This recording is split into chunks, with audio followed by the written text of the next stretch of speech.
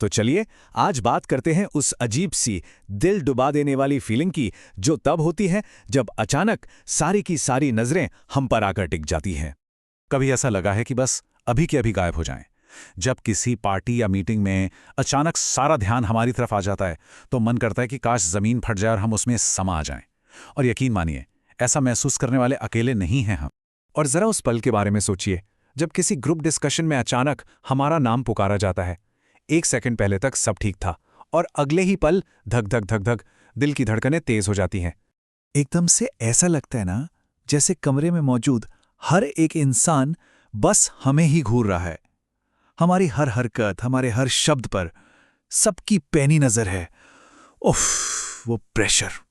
और फिर वो खामोशी, वो कुछ सेकंड का सन्नाटा जब सब चुप हो जाते हैं और बस हमारे बोलने का इंतजार कर रहे होते हैं। सच कहूं तो ये खामोशी किसी भी शोर से ज्यादा डरावनी लगती है ना?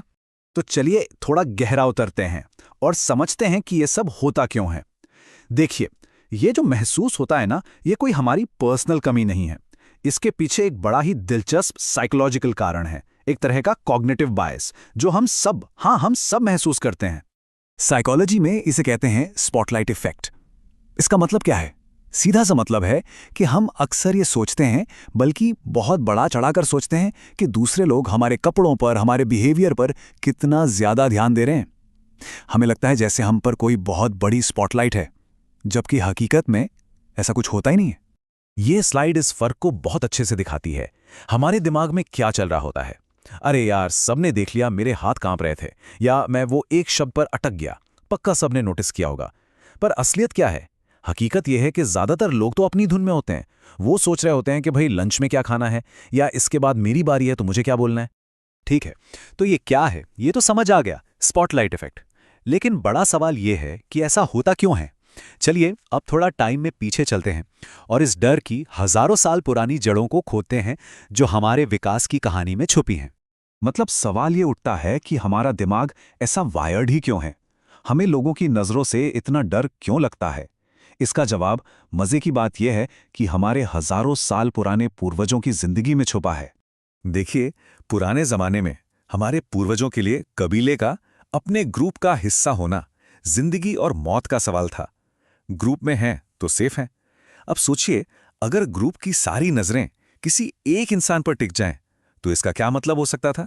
इसका मतलब था कि उसकी किसी गलती को परखा जा रहा है, उसे जज किया जा रहा है, और ग्रुप से बाहर निकाल दिया जाना, वो तो समझिए मौत की सजा ही थी।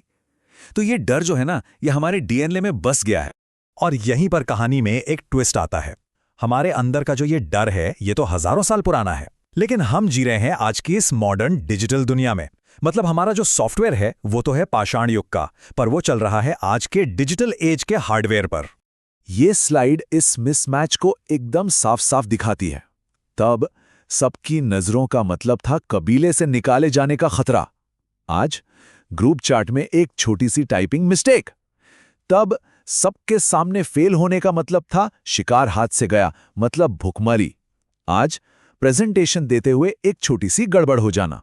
तब जज किए जाने का मतलब था समाज से बाहर निकाल दिए जाना, और आज पार्टी में कोई ऑकवर्ड सा कमेंट कर देना। फर्क देख रहे हैं?